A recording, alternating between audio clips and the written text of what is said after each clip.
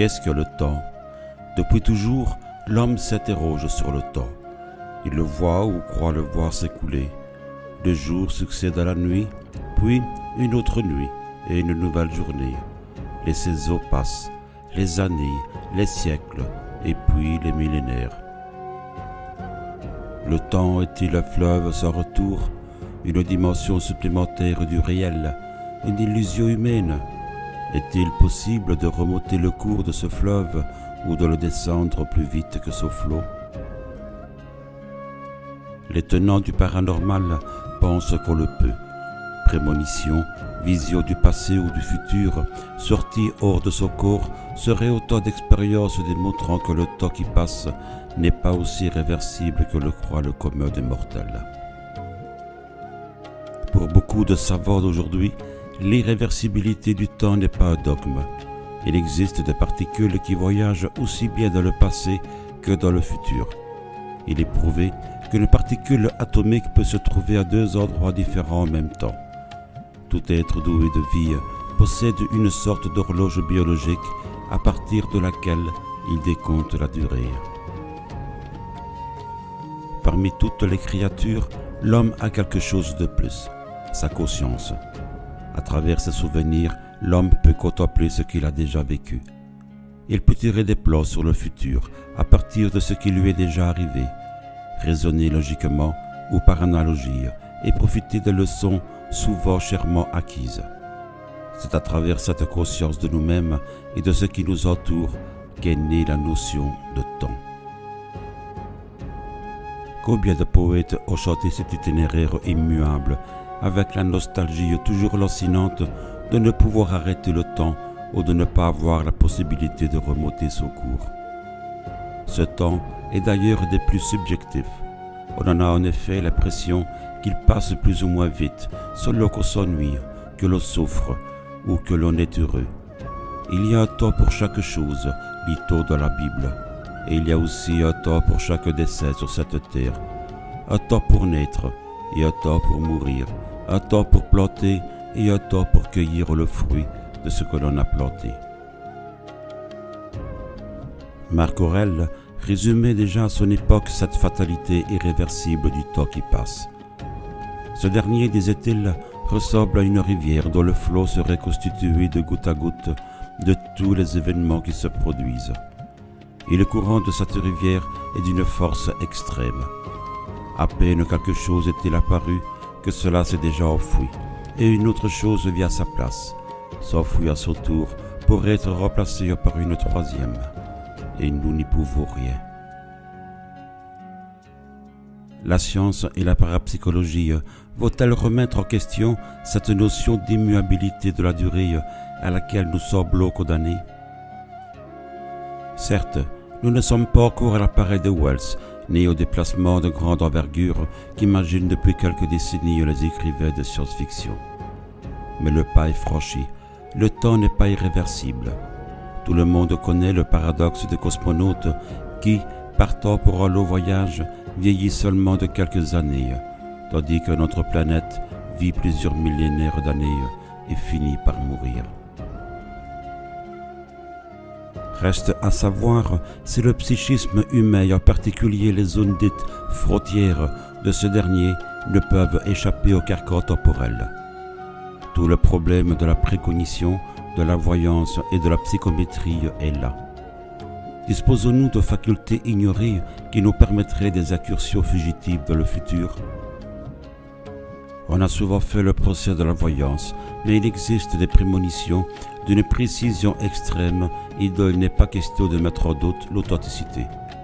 De même, des êtres humains ont le pouvoir étonnant de remonter le cours du temps. À l'aide d'un objet ou tout simplement par la pensée, ils parviennent à retrouver des faits anciens, à revivre des situations perdues dans la poussière des siècles, à voyager à l'envers, en un mot, sur le fleuve que l'on disait irréversible.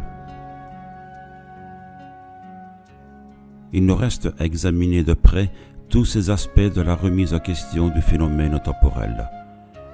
Beaucoup plus de gens qu'on ne pense seraient doués de la faculté de prévoir l'avenir. Cela peut se passer en transe pour les médiums, en rêve ou sous forme d'une simple intuition pour les autres. L'un des premiers à envisager sérieusement cette question fut l'écrivain britannique John William Dunn. Vers la fin du XIXe siècle, il fit à plusieurs reprises certains rêves curieux. Il vit en particulier à l'avance et avec un luxe de détails inouï plusieurs grandes catastrophes. Pour celle de la montagne Pelée qui explosa le 8 mai 1902, il lut précisément le récit de drame pendant son sommeil dans un numéro de Daily Telegraph qui n'avait pas encore paru. Au cours de ses rêves, il avait l'impression d'être comme déplacé dans le temps. Tout se passait comme s'il avait virtuellement existé deux observateurs du nom de Dunn. L'un avait simplement un peu d'avance sur l'autre de quelques jours ou de quelques mois.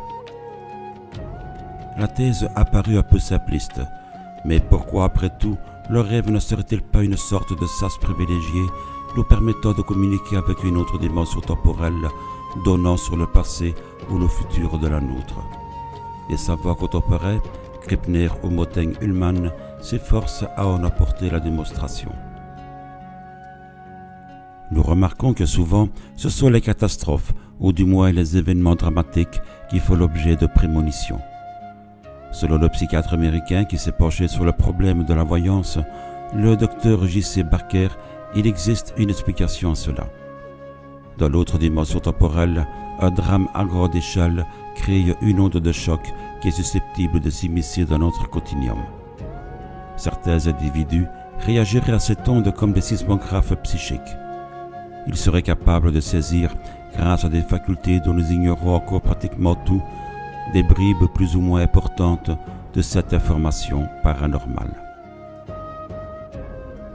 Barker a fait une enquête à propos du désastre qui s'est produit en 1966 à Aberfan. Il a demandé à toutes les personnes ayant eu une prémonition de cette catastrophe de lui en faire une relation complète. Sur les 76 témoignages reçus, il en a sélectionné 24 au terme d'une enquête scrupuleuse sur la bonne foi de leur auteur. Le résultat fut stupéfiant.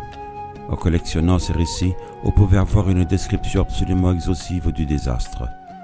Les uns, peut-être plus concernés, avaient vu la mort des enfants suffoqués dans leur salle de classe. D'autres, les scènes de désolation après la catastrophe. D'autres encore avaient plutôt eu la révélation du nom des victimes. Et quelques-uns les avaient même vus mourir. Les sociétés de recherche parapsychologique contiennent des milliers de rapports dûment vérifiés de ces intuitions fulgurantes de l'avenir. Une étude statistique de tous ces rapports et de leur origine a fait justement conclure au parapsychologue anglo-saxon J. Getter Pratt qu'il existait sans doute sur Terre autant de gens doués d'un pouvoir de prémonition que de gauchers. Lors d'un dîner de l'Académie française dont il faisait partie, l'écrivain Jacques Cazotte pronostiqua la terreur avec une précision stupéfiante. 4 ans avant les événements que devait ensanglanter la France, il annonça la fin de la royauté et prédit à chacun des assistants la manière dont il mourrait. Les uns devaient finir sur la guillotine, d'autres ne connaissaient pas encore le principe, et les autres se couperaient les veines pour échapper à un sort infamant. Une étonnante vision du Troisième Reich, entre autres, a fait l'objet d'une enquête très serrée de la part de l'un des plus grands spécialistes au monde de la parapsychologie scientifique, le professeur Hans Bender. Cette vision est extraite d'une lettre de Bavarois écrite à sa famille en 1914. Le document a été identifié sans peine. Il raconte avec un grand scepticisme une étrange prémonition de prisonniers de guerre français que le Bavarois avait côtoyé. Il raconte le sort de l'Allemagne après 1917, sa défaite inimaginable, l'inflation fantastique des années 20, l'arrivée de Hitler au pouvoir, puis la Seconde Guerre mondiale et l'autre défaite.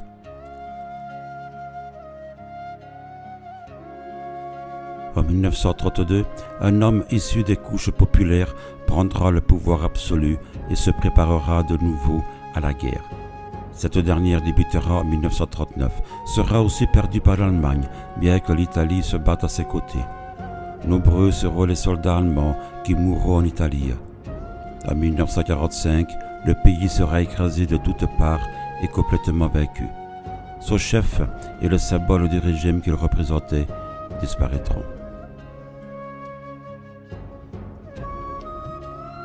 Autre prophétie relative à la Seconde Guerre mondiale, répertoriée par le professeur Ten Eyck, célèbre parapsychologue hollandais, dont une très précise et authentique concernant la terrible bataille d'Arnhem, qui opposa en 1944 les troupes des Alliés aux soldats de la Wehrmacht. En 1929, Madame W.R. et sa famille reçurent un de leurs amis médiums qui leur confia avoir des visions de meurtre, de combats et de désastres. Ils voyaient des soldats dans des uniformes inconnus, des combats sauvages, des destructions par bombes comme jamais aucune guerre n'en avait donné d'exemple, et des morts par milliers. L'époque était des plus calmes, rien ne laissait présager de tels événements. Mais le médium insista et assura que tout cela se passerait à Arnhem précisément. Il pria Madame W.R. et les siens de prendre leurs dispositions pour quitter les lieux et leur conseilla même de fuir l'Europe, ajoutant qu'elle serait entièrement mise à feu et à sang. Co-signa la prophétie. C'était exactement le récit de la bataille qui se déroula en 1944. Le sujet en avait discerné tous les détails, même les plus imprévisibles. Uniformes, matériel, bombes, morts et blessés à son époque. Toutes les grandes catastrophes ont presque toutes été prévues. Le chercheur américain Stevenson a particulièrement étudié les prémonitions concernant le naufrage aussi inattendu qu'impressionnant du Titanic. Tous les éléments concernant le Titanic ont sans doute produit un tel impact psychique dans l'inconscient collectif que les lois habituelles du temps se sont retrouvées modifiées. Et par milliers, des hommes et des femmes d'un bout à l'autre de la Terre ont eu des prémonitions partielles ou synthétiques de l'événement avant qu'il ne se produise. Un autre chercheur, W.G. Cox, est parvenu à des conclusions identiques en étudiant systématiquement les prophéties de désastres ou de catastrophes qui touchent un grand nombre de gens. On note à chaque fois une avalanche de prémonitions, au point que Cox se demande s'il ne faudrait pas recenser régulièrement toutes ces données afin de prévoir les coups du sort les plus spectaculaires et les plus meurtriers. Voilà qui remet en question nos idées reçues sur la nature du temps. Ce dernier ne s'écoule peut-être pas aussi irréversiblement que nous le pensions, et notre psychisme dispose de moyens inattendus pour en détourner les lois apparentes. Cela nous oblige, comme nous le supposions, à réviser notre conception à la fois de la durée et de la nature humaine profonde. Cela veut-il dire que notre futur est prêt quelque part et que nous devons fatalement le vivre? Pas nécessairement. L'écheveau temporel est moins linéaire qu'il ne semble. Il se peut qu'il existe une infinité de possibles, voire des temps parallèles se déroulant à des vitesses différentes et selon des enchaînements de causes à effets divergents. La science-fiction a beaucoup exploité ce thème inusable. Comme en bien d'autres domaines, ces auteurs pourraient bien après tout se trouver dans le vrai.